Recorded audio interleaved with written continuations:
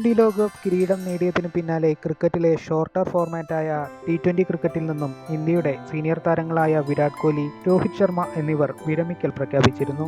ഏകദിനത്തിലും ടെസ്റ്റിലും മാത്രമാകും ഇതോടെ ഇന്ത്യക്കായി സീനിയർ താരങ്ങൾ കളിക്കുക. സീനിയർ താരങ്ങളായ ഇരുവരും വിരമിക്കലിന് അടുത്തായതിനാൽ തന്നെ എത്ര കാലം ഇവർ ടീമിൽ തുടരുമെന്ന ചർച്ചകൾ നടക്കുന്നതിനിടെ വരാനിരിക്കുന്ന ചാമ്പ്യൻസ് ട്രോഫിയിലും ടെസ്റ്റ് ചാമ്പ്യൻഷിപ്പിലും രോഹിത് തന്നെയാകും ഇന്ത്യൻ നായകനെന്ന് പ്രഖ്യാപിച്ചിരിക്കുകയാണ് BCCI സെക്രട്ടറിയായ ജയ്ഷ. അടുത്ത ഫെബ്രുവരിയിൽ പാകിസ്ഥാനിൽ നടക്കുന്ന ചാമ്പ്യൻസ് ട്രോഫിയിലും ജൂണിൽ നടക്കുന്ന ടെസ്റ്റ് ചാമ്പ്യൻഷിപ്പിലും രോഹിത് തന്നെയാകും ഇന്ത്യയെ നയിക്കുക എന്നാണ് ജയ്ഷ വ്യക്തമാക്കിയത്.